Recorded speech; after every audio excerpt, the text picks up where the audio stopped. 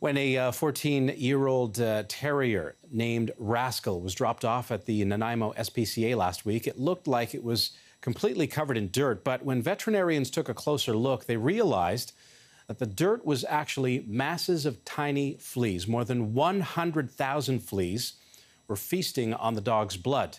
And that put Rascal in critical condition. Veterinarian Ken Langelier stepped in to help, and he joins us now. Ken, there he is. How is that little rascal doing? He's doing much better now that he has some blood flowing through his veins.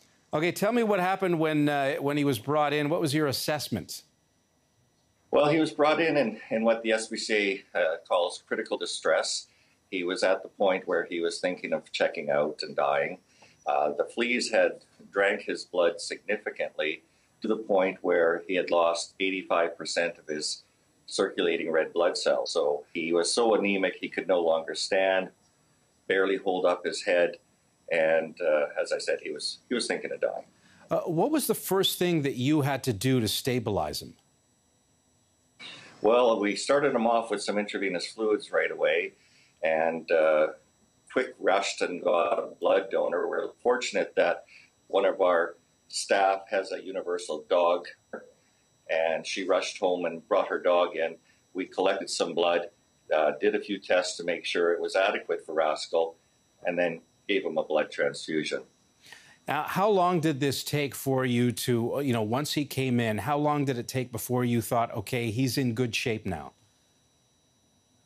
We did run a few blood tests to check his kidney function and a few other things, because by his tattoo, we could tell that he was a 14-year-old dog. So how he survived that long is hard to say. But the fleas were so plentiful on him that you could barely see the skin for the number of fleas and the amount of flea dirt that was on his body.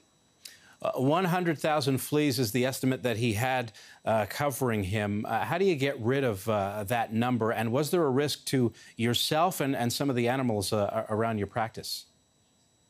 Well, fortunately, the fleas like to stay on the animal once they're on, and they're drinking blood all through the day. So simply by giving them a tablet that very quickly kills fleas, the fleas began dropping off dead in a very short time.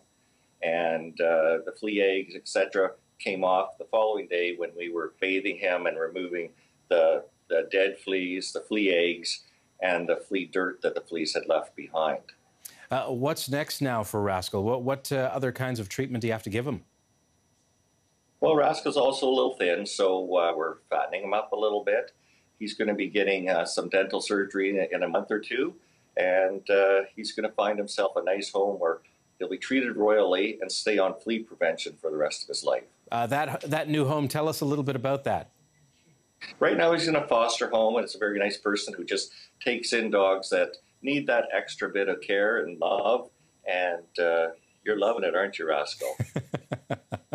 He should love it. He's in good hands right now. Ken, thank you very much for joining us. You're welcome.